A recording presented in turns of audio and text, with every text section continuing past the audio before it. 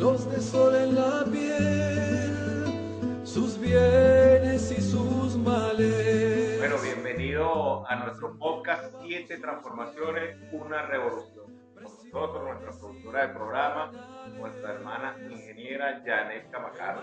Hola, saludos. Aquí desde la Escuela Indio Rangel permanentemente estamos generando contenido. Nos hemos dedicado durante las últimas semanas, William, a construir toda una ruta de trabajo asociada a definir, a escudriñar, a estudiar y a proponer un conjunto de elementos que nos permitan el análisis, sobre todo después de los bombardeos del 3 de enero, que nos generaron, bueno, todas las situaciones que nos han generado en la patria toda, pero nosotros como cuadros militantes de la revolución y de la causa revolucionaria estamos obligados a seguir de pie elevando las banderas de lo que significa hoy la defensa de nuestra obra revolucionaria. Entonces, este podcast, así como estamos por TikTok Live, ¿no? Que se llama, estamos construyendo esos elementos que nos permitan compartir con todos los hombres y mujeres patriotas de nuestra hermana, querida,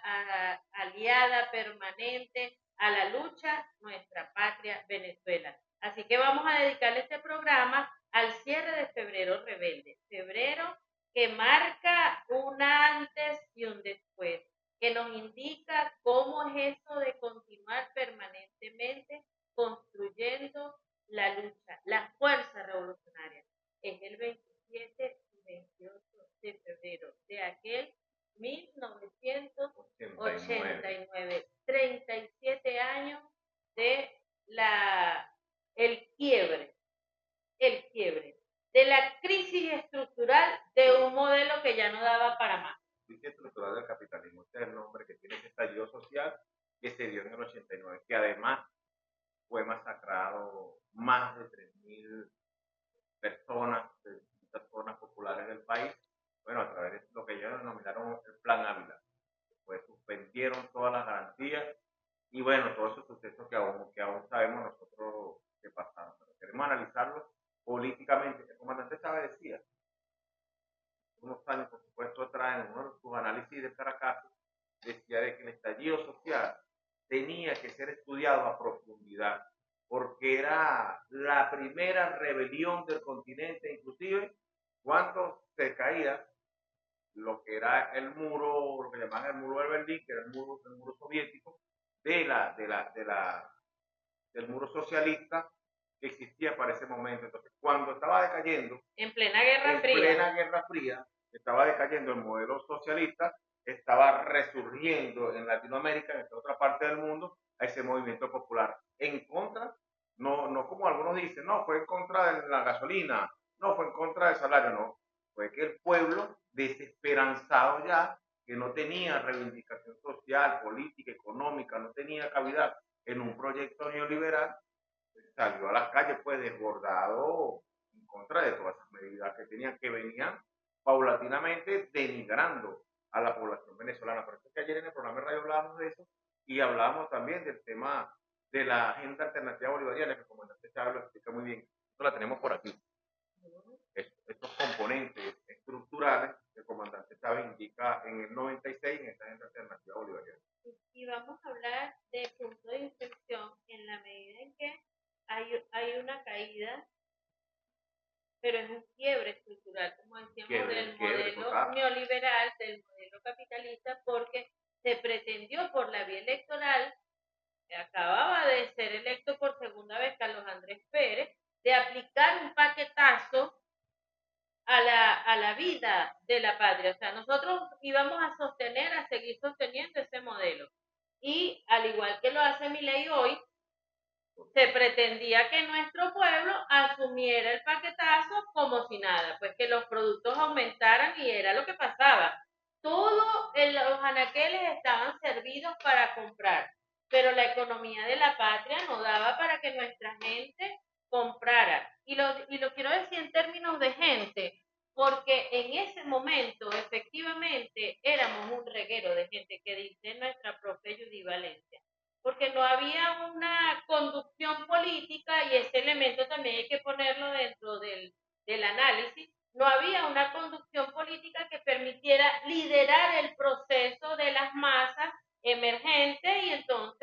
veíamos el reguero de gente que se expresó allí en lo que llamaron que eran saqueadores, las hordas que andaban por ahí atacando a los negocios. No, era un pueblo descontento, era un pueblo que no tenía un liderazgo social y político, era un pueblo que, por supuesto, iba a manifestar todo su descontento por la vía anárquica, pues por la vía de la no conducción, contrario a lo que, fíjense, lo que acaban de pasar. Nos bombardearon el 3 de enero. ¿Y qué hizo el pueblo chavista de nuestra patria? Sostener el paso, analizar la situación, salir a marchar y exigir que nos devuelvan a nuestro presidente secuestrado. ¿Ves la lógica? Entonces era gente y ahora tenemos un pueblo que habla de la cualidad de la organización política que hemos alcanzado. Entonces, cada vez que rememoramos, William, un hito histórico de la patria, también tenemos que hablar de lo que hemos conquistado, de los logros que hemos alcanzado, que no solamente son desde la materialidad, sino que tienen que ver con la cualidad de la organización en la que hemos avanzado, sobre todo que en días vamos a estar en la consulta popular de las comunas. Bueno, como todos esos elementos que están hoy allí haciendo vida en el escenario de la sociedad venezolana se expresan de manera hoy con una claridad política, porque hay unos niveles de conciencia que así también lo determinan. Yo quería meter un piquete allí, adelantó algunas cosas importantes, pero yo quería meter un piquetico en eso, de que aquellas personas que salieron, un reguero de gente, como hablamos, simultáneamente desesperanzados, porque fue un momento donde, bueno, la primera vez que Carlos Andrés llega al poder, él llega y hace un paquetazo, pero en esta vez chileno, donde habló de la nacionalización petrolera, que es un tema también que hay que explicarlo, que hay que debatirlo, porque ya faltaban pocos años para que se vencieran las concesiones petroleras, para que todas esas transnacionales tuvieran que garantizarle todos los derechos salariales a los trabajadores, de tener que haber devuelto a Venezuela en menos de una década todas las empresas, tienen que ser ya de Venezuela, y por supuesto pagar lo que tienen que pagar. Se hace ese proceso mal llamado nacionalización. El pueblo, por supuesto, no entendía nada de esto, el pueblo no estaba preparado para eso, porque no le convenía a ninguno de ellos que el pueblo supiera lo que estaba pasando. Era un pueblo sometido. Claro, hacen ver como que era una bonanza el gobierno de Carlos Andrés Pérez, como que era el mejor, aparte que era un gobierno lleno de corrupción, entre otras cosas, y bueno, ya para este segundo periodo, que esta misma crisis que había iniciado ya un poco antes de ese periodo de Carlos Andrés Pérez, venía ya cada día agudizándose un poco más. El periodo de gobierno anterior, bueno, pasamos ya todo lo que pasa. Luego, cuando llega Carlos Andrés Pérez, lo que hace termina de poner la rúbrica donde le transfiere prácticamente el Estado, todo el poder del Estado, a las transnacionales a través del Fondo Monetario Internacional, el Banco Mundial, que le dicen, bueno, mira, esta es la solución para tu salir del atolladero que te encuentras. Era totalmente su mismo gobierno entreguista servir a los intereses imperialistas y bueno, por supuesto el pueblo sale. Ahora, como el pueblo no estaba preparado política, ideológicamente, no entendían los sucesos, salió a reclamar. El pueblo que salió a las calles reclamaba sus derechos que habían sido enajenados desde hace muchas décadas, pero no entendía a ciencia cierta qué es lo que estaba haciendo. Por eso que el comandante Chávez nos dice que estudiemos a profundidad lo que estaba pasando, porque cuando llega el comandante Chávez, pasa después el Caracazo, que entramos ya 4S, como estamos hablando de Febrero Reverde, hay un elemento que no podemos perder de vista, que nos convertimos en sujetos de transformación social. Como decía la jefa Erika, hoy siempre lo debatimos, siempre, porque empezó a darnos voz, voto, nos empezó a visibilizar. Y cuando pasa todo esto y nosotros, usted hace la comparación de pueblo y de gente, nos damos cuenta de todo lo que está sucediendo. Y es tan así que a 26 años de asedio, de arremetida, porque el imperialismo nunca ha dejado de arremeter contra la revolución bolivariana, ni lo va a hacer jamás. Entonces vienen, secuestran en este año a nuestro presidente Nicolás Maduro, la primera combatiente, lo tienen como prisionero de guerra, le prohíben ahorita que se le cancelen los honorarios a los abogados que lo están defendiendo, y luego vienen a presentarse ahora, después de ese bloqueo, feroz, criminal, que nos tiene a nosotros prácticamente la economía asfixiada, vienen a decir ellos que son los salvadores del mundo para que la economía de Venezuela repunte, como que si llegó el Mesías.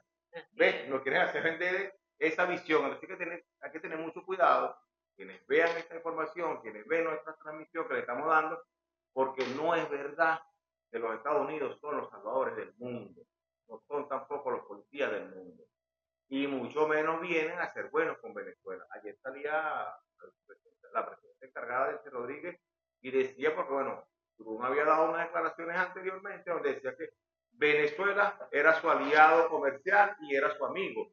Y ella decía, bueno, presidente, nosotros somos amigos de Estados Unidos porque lo somos, de todos los pueblos del mundo. Y negociamos con todos los pueblos, más de 100 años de negociación petrolera con Estados Unidos. Ellos fueron los que cerraron prácticamente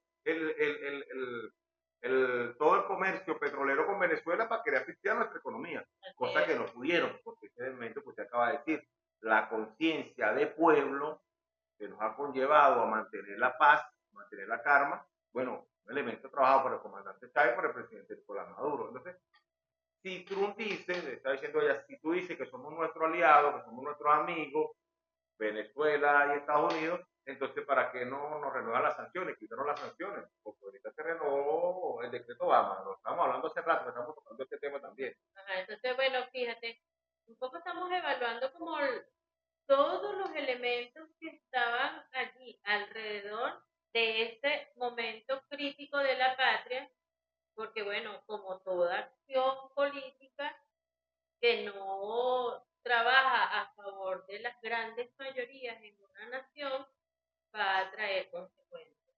Y las consecuencias que tuvo fue la pérdida de vidas humanas, porque además hay otro elemento que hay que colocar, que quienes gobernaban las Fuerzas Armadas de la Nación estaban entrenados en la Escuela de las Américas y eran hombres que no estaban vinculados directamente. Esto lo hablamos y parece así como si fuera una película, pero cuando hablamos de hace 37 años se dice fácil, pero 37 años habíamos niños, habíamos jóvenes, habíamos gente transitando esta patria y no habían nacido otras generaciones que nacieron posteriormente en la revolución y nosotros venimos a hablarles, venimos a decirles que a esa parte de la historia del país nosotros queremos volver, que no estamos dispuestos a volver, porque y por eso luchamos y por eso defendemos la revolución, porque ya transitamos ese tiempo, perder las vidas humanas, perseguidos, baleados. Los bloques del 23 de enero fueron baleados, persiguiendo al liderazgo popular que estaba allí, que había vivido siempre, que venía de la izquierda venezolana, perseguido porque fue el momento y la gran excusa para asesinar a un pueblo. Los llamaban delincuentes, ladrones, porque habían ido a buscar en las tiendas comida que nunca habían tenido acceso, artículos que no habían tenido acceso, lo llamamos saqueo, lo llamaron saqueo, pero nosotros siempre lo vamos a convertir en días de resistencia popular. Hay un elemento allí, un piquete, que uno se hace la pregunta, ¿no? Porque ahorita andan alborotados, ¿no? Que los derechos humanos, pero ¿dónde estaban los derechos humanos en la Cuarta República con esos más de 3.000 desaparecidos? Cero, no existe.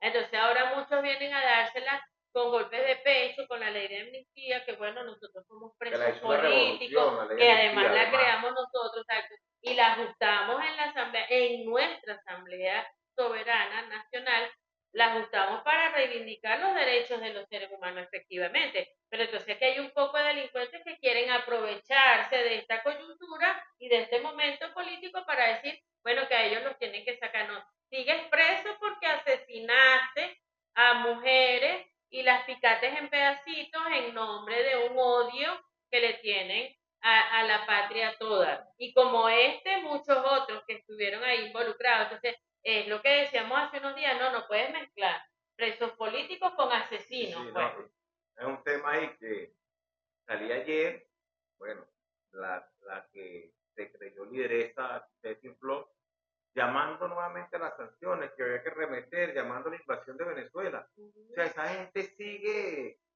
descaradamente llamando o saboteando las negociaciones que tiene Venezuela con los Estados Unidos.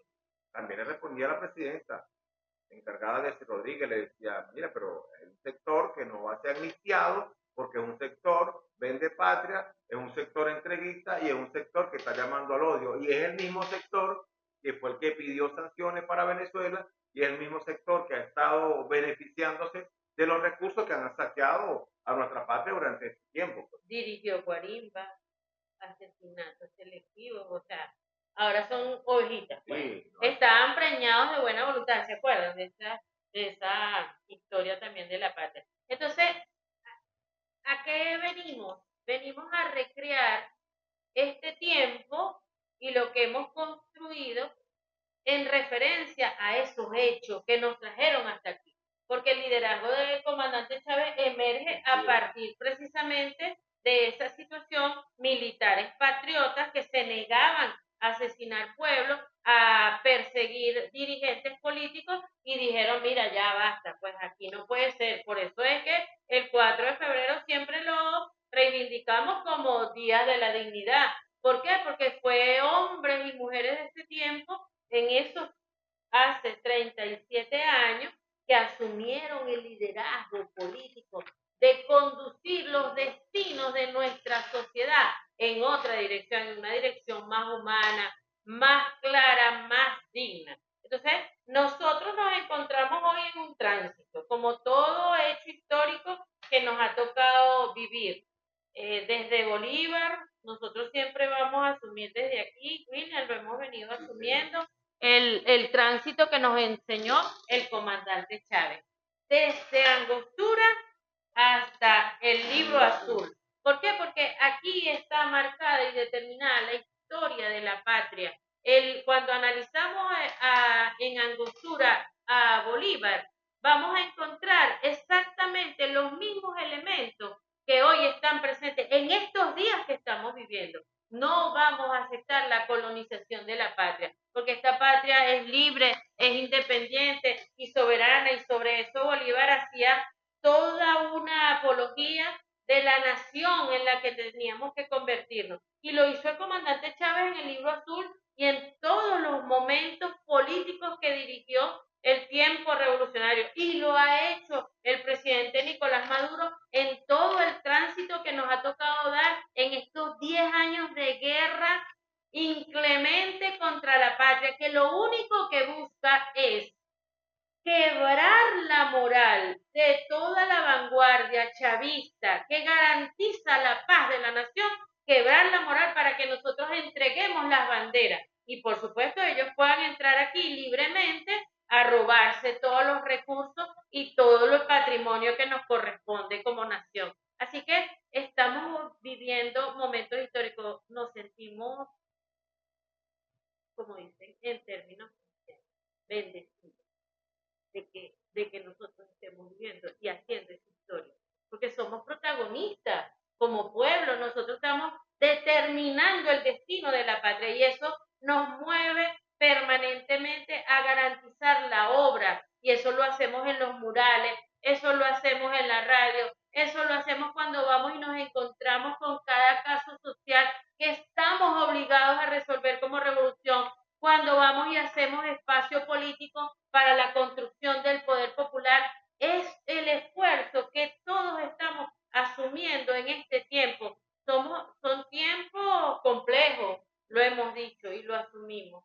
Son tiempos complejos, pero ahí quedan esas imágenes, ahí queda ese testimonio que estamos dando de que nosotros levantamos permanentemente la dignidad de nuestro pueblo porque nosotros somos ese pueblo. Entonces, no va a venir cualquier pelucón como bueno, los muchachos me dicen por aquí, ¿saben? No se lo digan a nadie, pero los muchachos me dicen por aquí que el algoritmo violenta alguna posibilidad de que nosotros crezcamos en redes si uno utiliza unos términos que ellos tienen codificados ahí como restrictivos. Bueno, entonces yo le voy a llamar al anaranjado. Cuando yo le diga al anaranjado, ustedes saben a quién me refiero, ¿no? Entonces, es la arrogancia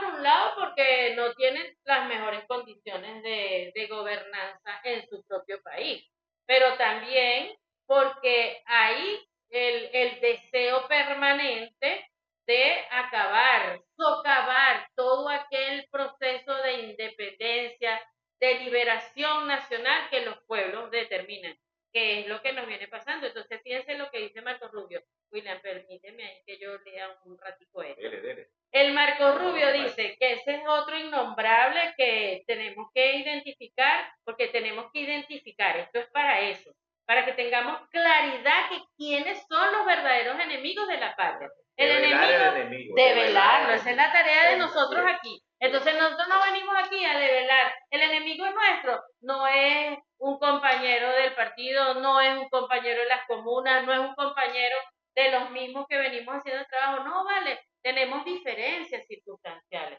El enemigo de la patria es el imperio norteamericano y la oligarquía internacional. Entonces, el tipo que cuando yo diga tipo, ustedes saben a quién me refiero. Dice sobre Venezuela en declaraciones de prensa que es difícil celebrar elecciones cuando muchas de las personas podrían querer participar que han estado en prisión o en el extranjero. Así que creo que al entrar en esta fase de recuperación que pensamos, poco a poco hemos ido haciendo un buen trabajo con las autoridades interinas. O sea, ellos están haciendo un buen trabajo. Nos bombardearon y después ellos dicen que están haciendo un buen trabajo. O sea, para que ustedes vean el descaro de estos tipos, ¿ves? Política de garrote y zanahoria, pues. Sí, no, y es que es el mismo, es lo mismo, el monroísmo, y es el mismo proceso colonial que ellos pretenden que nosotros lo asumamos como que no ha pasado nada. Entonces, este documento que les estoy compartiendo es de Misión Verdad, y yo los invito a que lo busquemos porque es parte de permitirnos develar el enemigo. Y Anabel Díaz H., nuestra profe de la Escuela Nacional Robinsoniana en el Frente Francisco Miranda, habla en análisis de coyuntura del mundo hoy. Ella dice que nosotros estamos ante una fase delincuencial del modelo imperial, del modelo capitalista, y se expresa claramente en las palabras de este tipo, cuando él pretende que nosotros asumamos sus argumentos como verdades. Entonces, aquí se impone algo claro. Primero, nosotros tenemos una presidenta encargada. Tenemos a un presidente secuestrado con la primera combatiente, primera dama y diputada de la nación, Cilia Flores. Pero además tenemos un pueblo organizando permanentemente acciones para garantizar la paz. Tenemos una dirección política de la revolución con el Partido Socialista Unido Venezolano. O sea, nosotros tenemos los elementos claros dentro de la política de la revolución, partido, tenemos una dirigencia política, tenemos a un pueblo y tenemos un liderazgo y tenemos un proyecto que nos permite continuar los pasos más allá de que nuestro liderazgo hoy esté secuestrado, nuestro presidente. Entonces, el tipo dice que estamos en una fase de estabilización, porque no se ha visto migración. No, sí, claro, después que ustedes provocaron las migraciones inducidas para que nuestros jóvenes sintieran que aquí no hay esperanza y se fueran del país. Entonces ahora no las ven, claro, ahora no las ven porque ustedes están aquí y creen que son garantes de la estabilidad del país. No hay vuelta a la patria, la hizo Maduro. Y aparte de eso, de que no la ven porque, claro, si empezaron a arremeter y a perseguir a todos los venezolanos por orden de su mismo plan, y el presidente Nicolás Maduro ha venido recogiendo ahorita a nuestro presidente encargado. Exactamente. Entonces, en la fase de estabilización, dice el tipo, ¿no? No se ha visto migración masiva y no hay una guerra civil y no se ha visto violencia. Estamos acudiendo a estos argumentos hablando del 27 y 28. Es que no los vas a ver, no los vas a ver porque aquí hay un pueblo organizado. No los vas a ver porque aquí hay una conducción política. Y en estos momentos estamos en 3 líneas estratégicas de trabajo. Garantizar la paz de la nación. Que no, por supuesto, no puede haber violencia donde está. Nosotros nos estamos organizando y defendiendo. Luego, que haya un gobierno, y ahí está Delcy a la cabeza. Toda nuestra confianza con Delcy, porque ella hoy representa el gobierno, representa lo que implica la majestad de ser un presidente encargado. Y luego está la unidad de los bolivarianos, de las bolivarianas, del chavismo, que somos garantía de paz. Y ellos lo saben. Ellos lo saben. Y te lo tenemos que decir por aquí, tipo rubio, arrogante. Porque tú crees que nos vas a provocar con eso, pero ni tú ni los que están malandros alrededor de ustedes nos van a provocar. Nosotros no vamos a bajar la marcha. Nosotros vamos a sostener el paso. Entonces, Misión Verdad dice aquí, este análisis lo está pasando a partir de lo que él dijo. Luego nosotros le estamos metiendo todo el piquete. Entonces, para tener elecciones se necesita tener varios factores. Necesitas que los partidos políticos se estén formando para tener movimientos políticos. No vas a inscribir más movimientos políticos aquí, porque lo próximo que van a querer hacer, William, es elecciones ya. No, nosotros vamos a construir en esa mesa de negociación una ruta de entendimiento, que por cierto, en lo que le está diciendo Delcy, palabras más, palabras menos, es que ellos pretenden querer darle en cualquier momento una pata a la mesa. Sí. ¿Por qué? Porque Delcy no se les está arrodillando los intereses. Porque a ellos les gusta eso, arrodillado. El proceso de coloniaje implica que haya el desconocimiento del otro. No, ahí tenemos a Delcy digna, tenemos a Jorge digno, tenemos a Diosdado digno y por supuesto nosotros acompañando, pues como nación, como pueblo. Y así que creo que se empieza por conseguir a mucha gente que estuvo en la cárcel, que ellos pretenden que pudieran apoyar cualquier acción de ellos con el tema de la ley de amnistía. Así que, ya en la parte final les leo, esto sigue siendo un proceso de recuperación. Claro, después que nos aplicaron 10 años de bloqueo, de medidas coercitivas unilaterales, así bonita llamada, pero realmente es un asedio económico, bueno, más voraz imposible. Pues. Y como tú decías, era para asfixiar. Asfixiando nuestra economía. Asfixiar. Y la vida de nuestro pueblo. Claro, pero nosotros, directamente en la vida nosotros ya estábamos venciendo todos esos elementos y empezando ya a mejorar las condiciones económicas. 19 trimestres cayó de crecimiento económico. Nadie caiga en cuentos de camino por ahí de que no, sí, como llegó Maduro, llegó el anaranjado, ahora sí vamos a recuperar la economía. No, papá, eso no es así. Detrás vienen las tanquetas y viene todo lo que implica el proceso de colonización. Aquí se está recuperando el país en una economía diversificada y por supuesto a un ritmo complejo, pues, porque no es lo mismo que tú puedas sacar todos tus productos a que nos estuvieran pirateando nuestros barcos en los mares. Así que al final aquí está la clave para que Venezuela alcance su potencial. Ellos son los que van a recuperar el potencial. Pero escuchen cómo dice, alcance su potencial lo que significa atraer las inversiones que se necesitan para reconstruir verdaderamente la economía y alcanzar lo que se necesita para legitimar un gobierno mediante elecciones. ¡Qué hipócritas, de verdad! Hay que decírselos así. Hipócritas, falsos, fariseos, que acaban con la vida de cualquier pueblo que quiera crecer. Aquí no va a haber coloniaje. Aquí lo que hay es cada día más resistencia, más capacidad de lucha, más comunas, más poder popular y nosotros nos vamos a consagrar en esa tarea. Nosotros, los chavistas, los que estamos dispuestos permanentemente a elevar las banderas de nuestro comandante Chávez y por supuesto de nuestro presidente Nicolás Maduro. William, te doy la palabra. Sí, quería meter un pequeñito ahí en eso, que es parte de todo lo que estamos analizando. Porque ayer decíamos algo, en este mismo debate que generamos, de la gente que dice, no, lo que pasa es que queremos ser felices como antes. Y uno se pregunta, háblame de antes. ¿Antes de quién? Y antes de Maduro, el periodo del comandante Chávez, y con Maduro no logramos seguir mantener el nivel económico que teníamos por el bloqueo.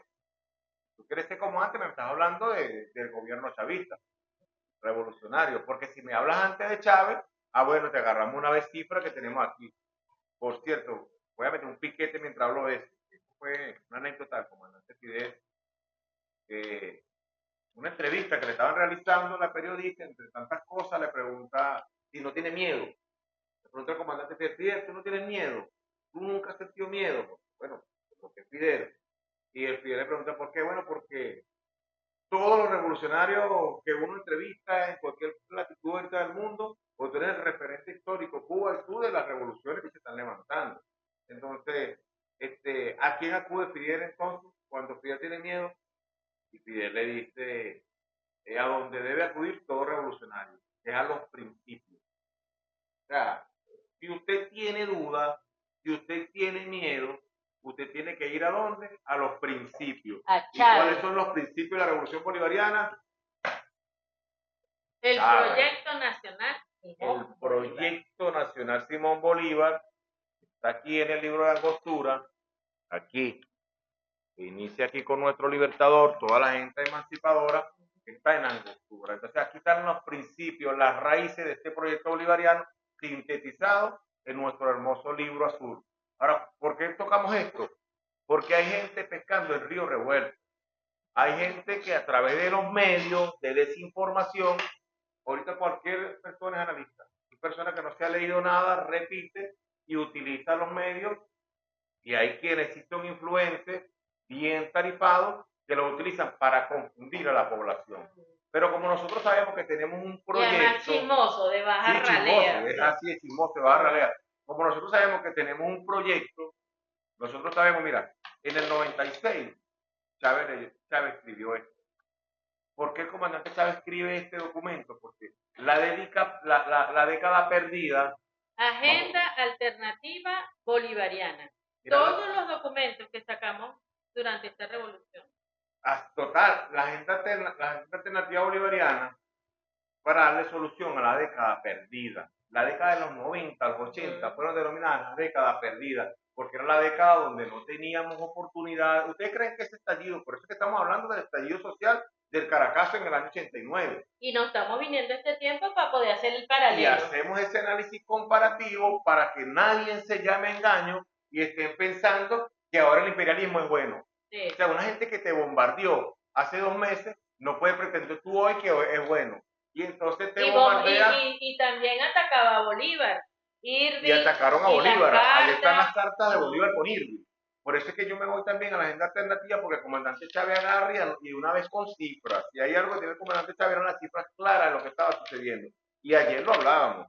Y lo vamos a compartir ahorita en las cifras aquí rapidito, que no queremos dejar pasar debajo de la mesa, que tiene que ver con los números de la pobreza extrema que se desarrollaba en esos días, que fue lo que conllevó al Caracas.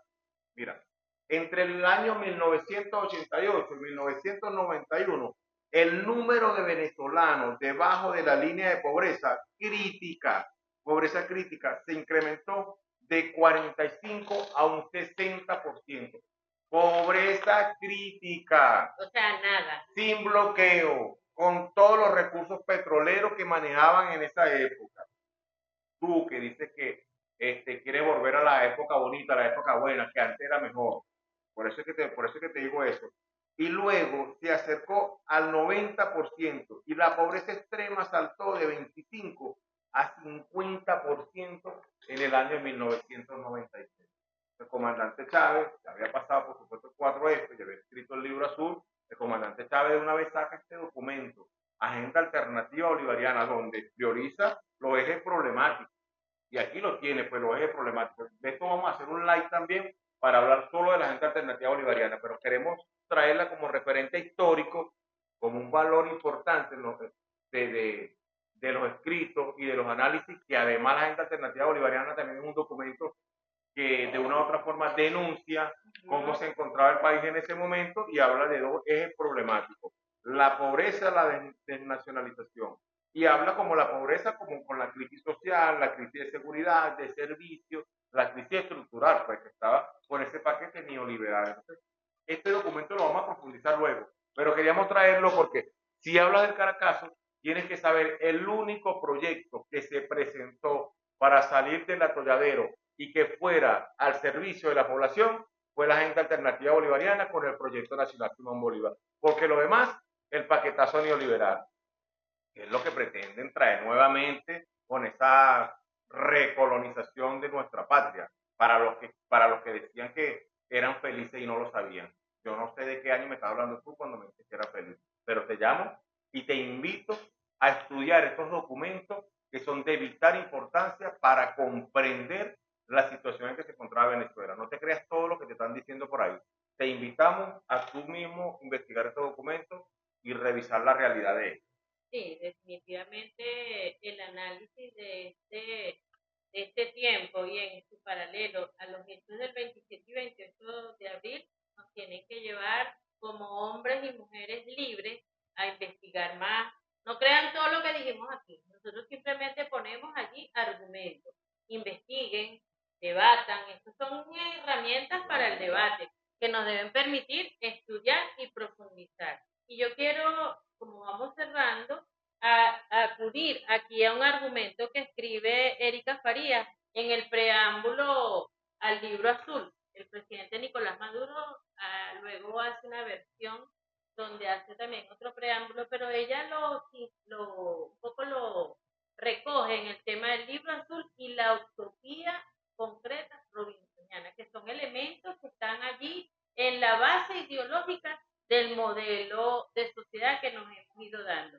El libro azul nos invita a ir a la raíz, a decolonizar el pensamiento y a liberarnos de la condición de inferiorización ideológica a la que nos han querido sumergir a los pueblos colonizados.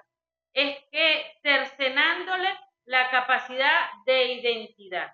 Los pueblos sin identidad no van a ser capaces de concretar la obra de su liberación.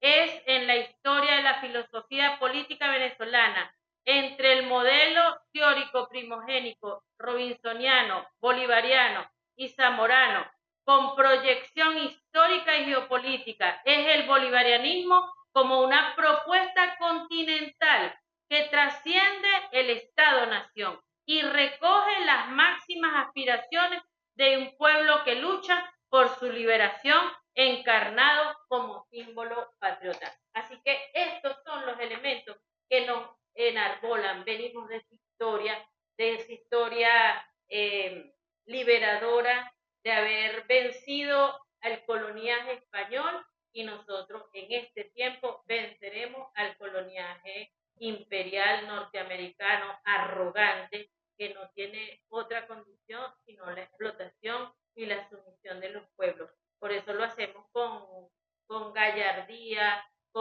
enarbolamos y por supuesto reivindicamos a nuestros mártires del 27 y 28, y así vamos cerrando un febrero rebelde para abrir en los próximos años, en los próximos siglos, la historia libertaria de nuestro pueblo, porque nosotros y nosotras siempre venceremos. Y a partir de este momento, cerrando este programa, todos los días vamos a tener una hora de live.